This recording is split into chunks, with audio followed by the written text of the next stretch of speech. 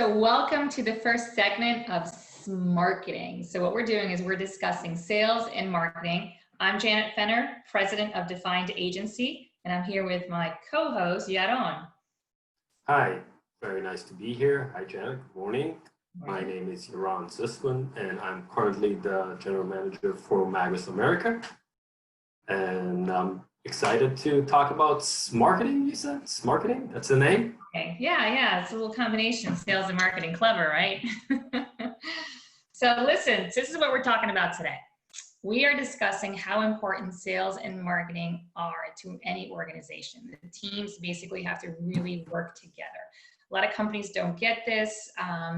Being that I've always worked in the marketing field, I figured I'd take on that part, and then you can go ahead and bring in the expertise that you have on your sales experience. And we can definitely show and leverage, because I really want to hit this over the head on how important it is for both teams to work together, and also for both companies to see the worth and the weight that both teams bring to the table. What do you think?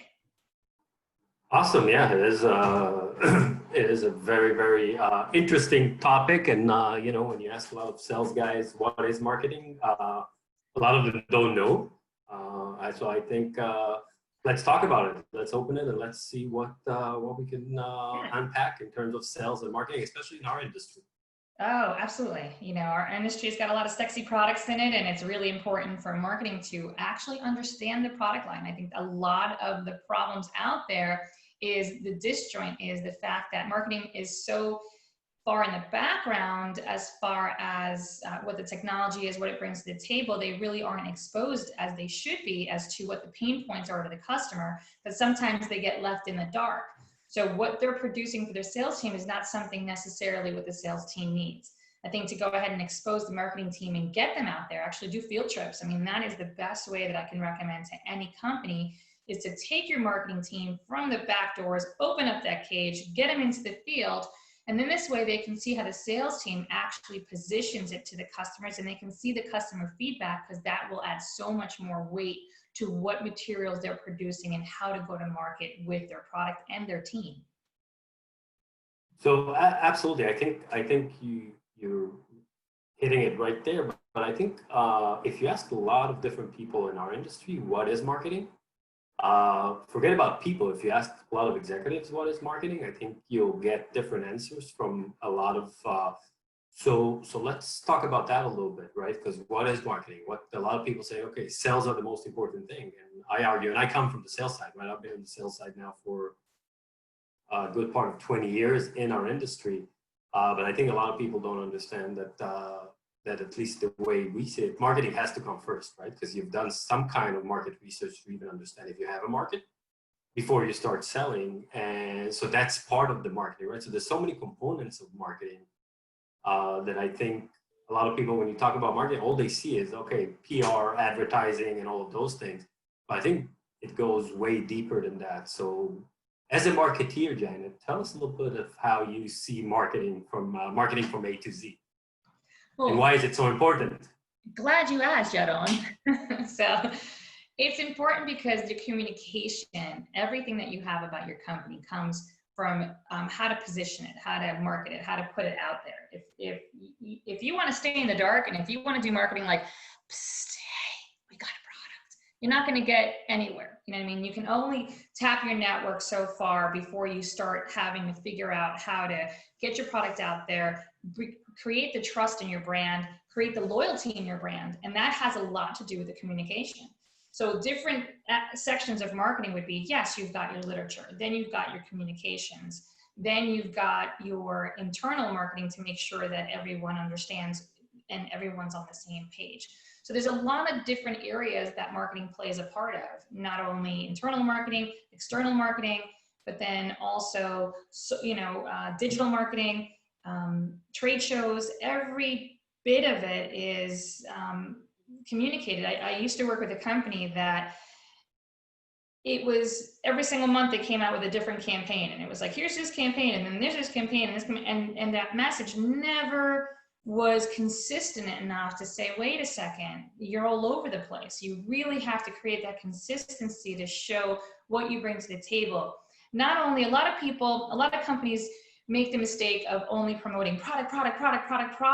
And your company's not just about product. It's about the solutions. It's about who you've helped in the industry, who your people are, you know, all about your company. And you've got to communicate every pillar of your company in order to really have somebody understand what you do. If you just say, talk about your firmware upgrade, or you talk about your thermal solution, or you talk about your new camera, that's only going to take you so far. It starts becoming noise after a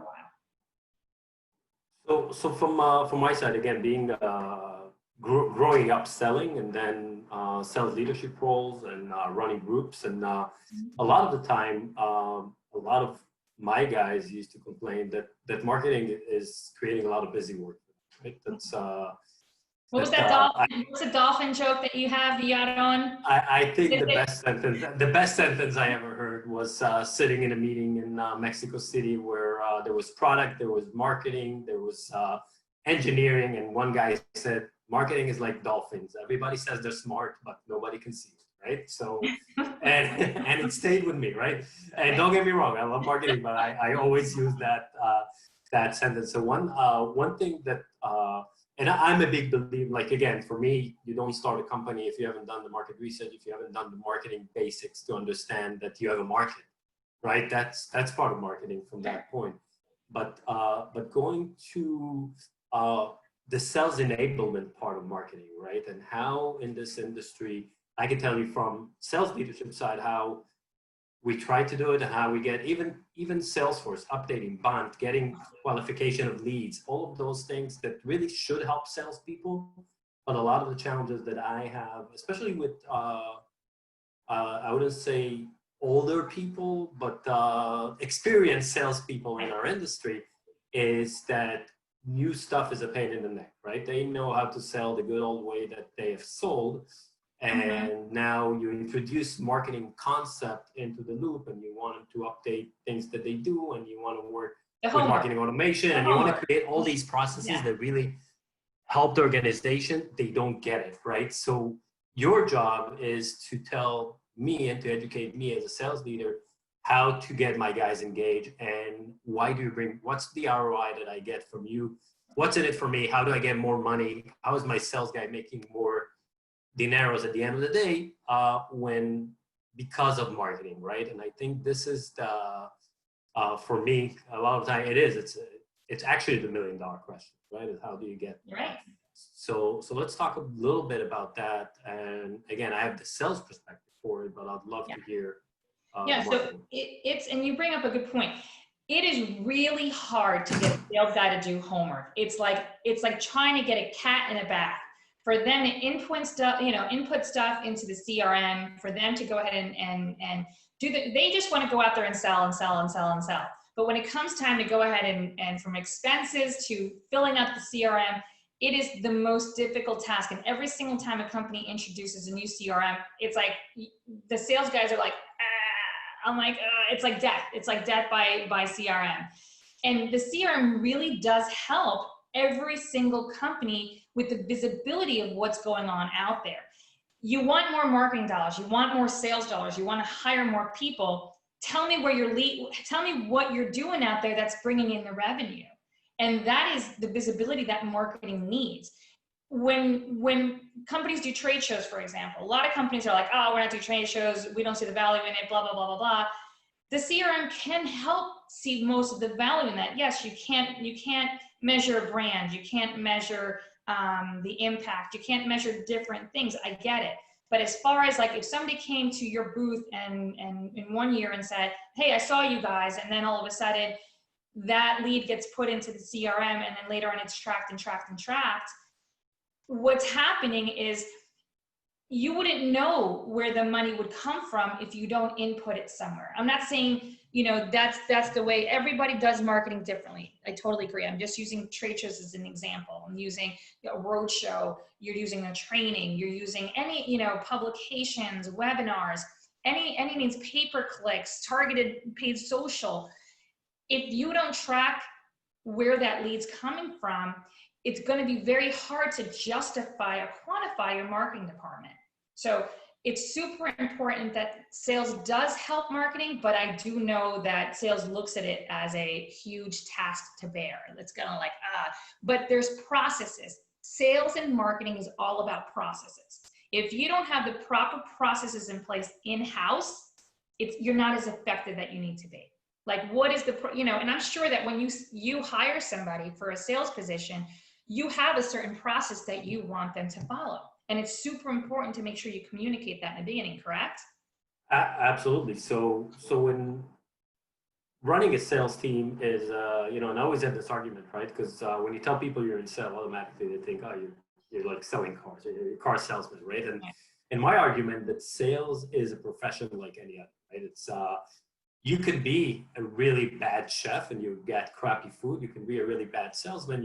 You're just not selling enough. You might be lucky here and there, and you'll get and there's a lot of sales methodologies, right? Out there, I tend to be like the challenger sale guy, so I adopted this method over 10 years ago, and I really tried to work with that method. And I think if you look at the different methodologies, the challenge, whoever is not familiar, I highly recommend. I'm not going to give the whole Bible here of just Google challenger method and challenger sales, because I think there's so much into it. But I do believe it's probably the hardest method to execute, because like you said, you have to prepare for every sales meeting differently, because you have to do homework, you have to learn who your customer is, you have to understand who you're coming to talk to, you have to understand who the decision maker, and you have to ask hard questions, right? And a lot of sales guys, and listen, I've been fortunate enough to work in this industry now for many years, and I spent 12 years at a company that grew from zero to tens of millions of dollars, and through it, I've made a lot of mistakes hiring, right? So I've done this thing that I said, okay, I'll just hire Rolodex, right? I'll hire somebody who came from a large company, and he's going to be able to, just because of the connections, to sell my product like crazy. Then realizing they didn't really sell, he accepted orders because he had a big brand, right? So through the years, after making all the mistakes, I adapted what I thought is, okay, we have to build, and we have to build a process. And this process is going to make those reps successful, right? And I always, and I didn't invent that. I think one of my early mentors said, I can hire the best sales guy I have in the Bay Area and the best sales guy I have in New York, and I flip them and they both suck in the new territory you put them in, right? So it doesn't matter which methodology you work with and which concept and which processes you follow, you still have to adapt to the environment you work in and know where you're working.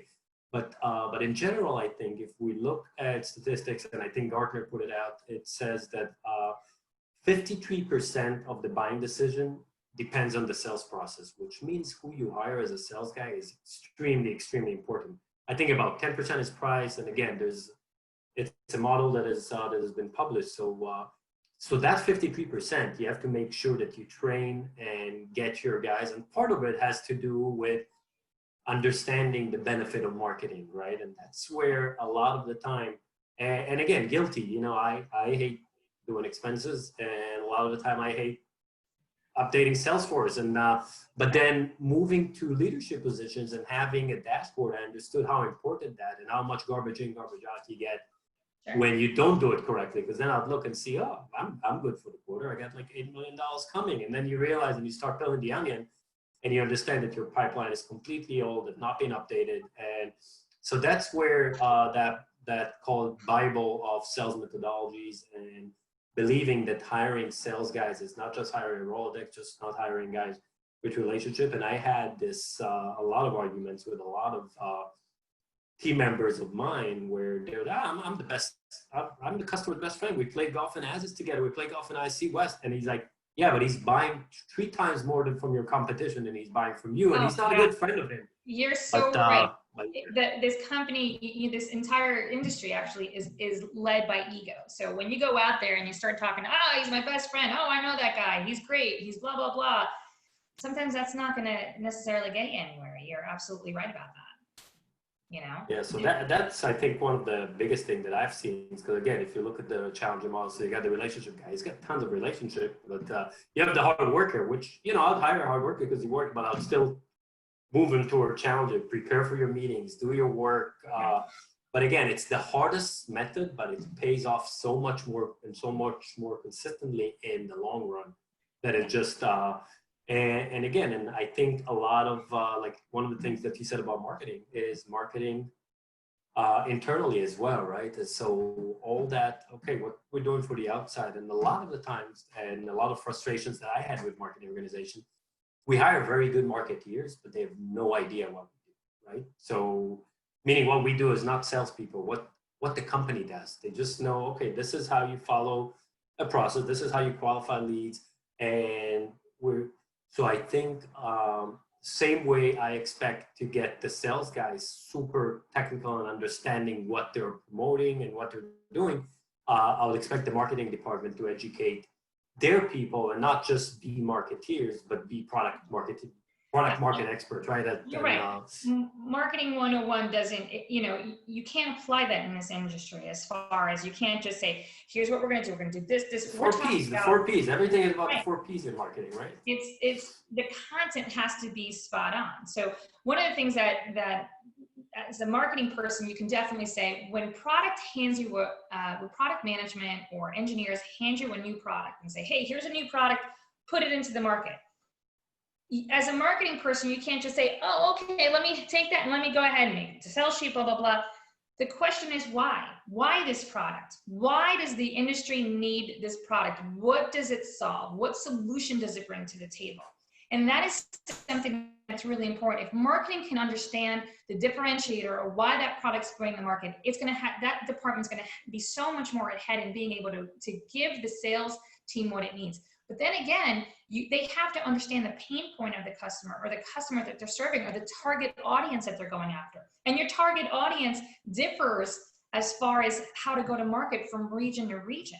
I mean, when you have a company that's national and you put in a marketing department and they're just doing everything across the board the same, necessarily that's not the right way either. As far as you would never, and tell me if I'm wrong, would you send a New York sales guy into a Texas territory or have a Texas guy handle the New York territory? If I want to have fun on both of them, absolutely, yes. Right. No, if I want revenue, no. It's totally different go-to. I mean, you're talking the way you go to market in Texas or in Florida. Florida, you would never wear a suit to a meeting. You know what I mean? In Florida, it's definitely much different approach than you have in New York and in Texas and in California in that matter. Everybody treats the customer differently and you have to adapt a little bit to that to make sure that your target audience is receiving it directly to them. It's not just a mass boom communication and that's it. So it's super important for sales and marketing to meet every single week to discuss, even if marketing just sits on the call, to just listen to what's in the pipeline. What are their hurdles? What are they trying to accomplish? What's the next steps? It helps them align their strategy with their sales team. So this way everybody's together and marketing can jump in and say, hey, great, I heard that you have this, blah, blah, blah. Let me go ahead and create something specifically for your customer. Hey, I heard that you're going after this vertical in New York and Texas is going after utilities and New York is going after corporations. Let's adjust that. You know what I mean? And it's definitely really important to have the visibility to make sure that what you're getting is the right deliverable. So from your experience, and I feel like an interviewer here, so I'm going to continue because I'm getting information that is very important for me. But from your experience, how do you align those two organizations the best way to get them working together to the common goal, which is everything, always increasing sales and getting more revenue and increasing the top line? And how do you see the industry today? I have an opinion on the industry today, but I'd love to hear yours again, because you look at it much more from the marketing. That's what you do. That's your livelihood. I look at it from another side. But being interested, I have an opinion, but I'd love to hear yours. Yeah, no, the best way to coordinate them, meetings, make sure that sales and marketing or marketing joins the sales meeting. That's the sales call. Marketing has to be on that to understand. Marketing needs training. As you would train a sales guy, you also have to train your marketing department. Because if sales is understanding the product and marketing isn't, that's a disjoint right there. That's a disservice that you're doing to your company. Get your marketing team also to travel with your sales team. anytime your sales guy, eventually, when you're back in the field with this whole, situation. Travel? What is travel? You're like, what is that? You're like, what? So have them go on sales calls, or have them listen in on your sales calls, just so they can see how that salesperson is positioning the product. So that's super important. So those three aspects right there is going to be just worlds. It's going to open up a whole world, and it might even change the strategy. Also, there's certain events in the industry that are super rich with content. One of the ones that I always find that are really great as a marketing person, and this is my own personal opinion, is Securing New Ground, is where you hear every single tier of the industry come together, the consultant, the end user, the presidents. Everybody gets together to discuss the industry, to discuss their pain points, to discuss how they go to market. For marketing departments to sit in on that, huge. I mean, I come away with that meeting with tons of notes on how to restructure and how to go ahead and create communication specifically for the market. The market is changing. It's definitely going from an older industry to a newer industry. It's more IT now mixing in with the good old boy. I guess that's what they've been called. It's becoming more diverse, which is great to see. And now it's something that is you have to transition for that. You have to transition that it's more of a digital world out there than it is on a boy network kind of thing. Yeah, and I think the best example I have, and I won't name companies. So Securing New Ground this year was in the Hyatt in New York, and I was there. And one of the giveaways this is an executive conference, and one of the giveaways was a multi-screwdriver that was waiting for you on the chair, right? And again, I won't mention which company gave it. It was Asa Abloy, so shout out. It was Asa. You can say sponsored by. I said I wouldn't because I didn't remember who it was, but it was a screwdriver, and that for me summarizes the industry, right? When you think about that, yeah, this is an executive. You have bankers, you have startup CEOs, but we're an industry of screwdrivers, right? We're giving away a screwdriver to. So I think, like I said, a lot has adapted. I'm very excited about the industry right now, being in the industry since 2003, and being only in startups. Really, and some of them were bootstrapped. Some of them had it's 3 companies, but one was bootstrap. One had good raising. So I think I've learned how to work with a good marketing budget. I learned how to work with 0 marketing budget and figure it out. And I learned somewhere in the middle. But I think right now we are seeing in a lot of entrants into the industry that are very well funded, that are coming into the industry and understanding the benefits of marketing. Right. But just to be practical and give some advice to people, right? Because we're in an industry that has a lot of bootstrappers that have really started their own company and are trying to make it. And then we're in an industry that people raise money on ridiculous valuations that don't make sense, but they have a lot of money to spend and they can do it. And then you have the old school companies that have been around for 90, 100 years. And making it practical today, I think, for all these guys. So if I'm a young company today and I'm getting into the industry, what's my best avenue to get my message out there that, hey, I'm a new guy. I'm trying to do something either disruptive, something new, something better. How do I take advantage of marketing? What's the best avenues to market into this industry? And how do I get my marketing message aligned with the sales organization? Okay, so one of the marks that and I know that we definitely are going to have a next segment to talk about how to leverage the ecosystem. That's going to be huge on how to take advantage of everything this industry has. That's next week we're going to do. So right now, the one thing that I can say is companies need to stay relevant, whether they're new, whether they're old, whether they're whatever stage they are, relevancy is huge. A lot of companies haven't said a word and they're just expecting to grow. And especially now, everybody's paying attention. More people are online. More people are going to the means of getting their information on their trusted network, on LinkedIn.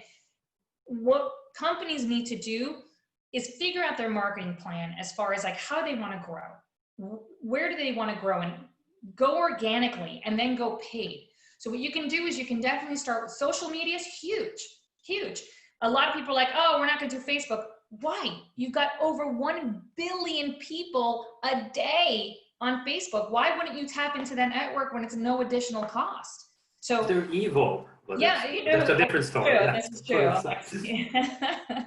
So I would definitely say social media, grow it organically, send your message out every single day. People are like, oh, that's too much.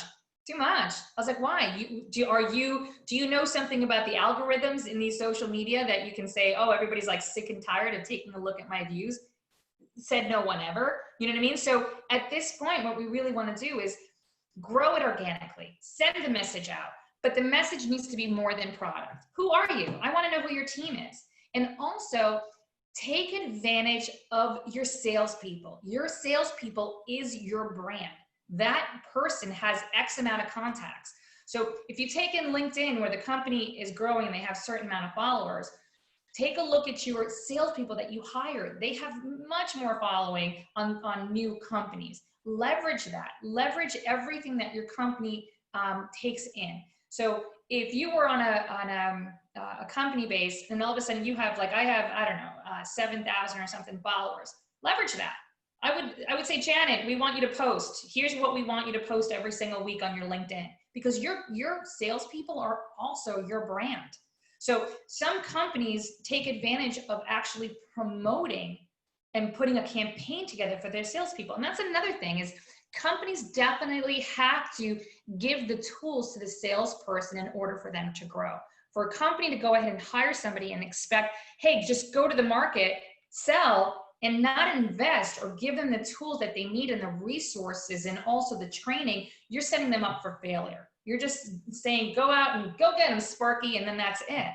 So, but by the way, that's a very common method in our industry to onboard sales guys. It's and again, going back to 2003, 2005, it was hire a sales guy, let him ride with somebody else for a week, figure it out, and then land in a territory and expect it to be successful, right? And, and I think there's still companies that do it today, right? And again, I think it's a massive mistake, but it's a very common. Right. Oh, he's got a Rolex. He knows people. He's gonna be able to go to all his friends and sell the product. And then that's the same mistake they make with marketing, where marketing has no idea what marketing needs to know where your bread and butter is going to come from. Because if marketing's positioning X product and their bread and butter is coming from this product, but yet they're doing 10% of what their sales is per year product instead of the 90% to put it out there, that's not correct either. They have to be aligned as to what the sales person is. Where is his number coming from? Where is it expected to come from? You definitely have to make an analysis as to where you think your buckets are going to be and make sure that your strategy aligns to what the sales guy needs to bring in on a year or on a quarterly basis. Yeah. So you're selling sales and marketing has to talk more. First of all, they've got to talk more. That's a great idea. Great idea. Right? Genius. And another thing that I've seen a lot in the industry is that basically product or engineering is responsible for the content that come out, even in terms of data sheets and other things. Right. And then it's, one thing that I learned early in marketing courses is your presentation has to be 6 by 6, right? 6 lines, 6 words. If you have more than that in a slide, nobody's going to read it and understand it. And sometimes I get data sheets for new companies that it's basically an engineering manual, right? Oh, so yeah. How do you again have, because marketing has such a broad umbrella, right? From how is marketing able to make things besides a website? Yeah, you can make a website pretty, all of that, but also I think today, and if we can take thousands of examples, if it's Apple and a lot of other that made the clean cut, vertically integrated mechanism of, so how is marketing able to make, I always say, make engineering look good, right? That's, and what is marketing role there? And because I think when all of those things comes together, you make it much easier for the sales guy to be successful. It's right? kind of like you go and visit a patient in the hospital, and you take that chart that they have, right? And if you were to take the chart and read acute, blah, blah, blah, blah, blah, blah, blah, technical, you're not going to get it. But as soon as the doctor comes in and the patient goes, well, what do you have? Say, oh, you got pneumonia. That's what marketing needs to do, is basically take the engineering, and if marketing can explain it to the point that they can understand it, anybody can.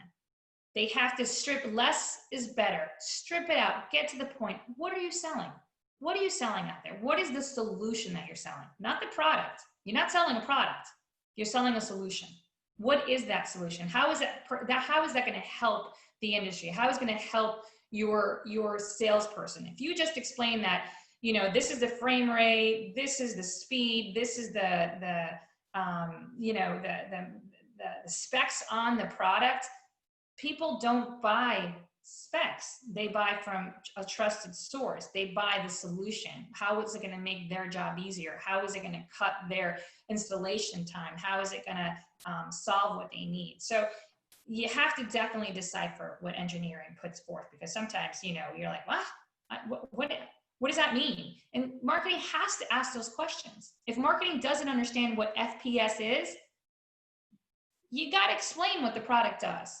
You know what I mean? And that's huge. Because sometimes companies think that by hiring a marketing person, oh, everything's solved. You can hire somebody with no budget. Trust me, I've been there. But the fact is, if you hire somebody junior to create content in a technical world where we're moving into thermal and analytics and neural networks, that person's going to have a very hard time understanding how to create the content or how to create the solution to move that company forward or to deliver what they need. So that's I agree 100%, and I think we spoke enough for one day. But yeah. let's one day, or we did. I said I think we spoke enough for one day. All right, I think let's summarize that. We agree that dolphins are important, that marketing is important, right? They're very smart.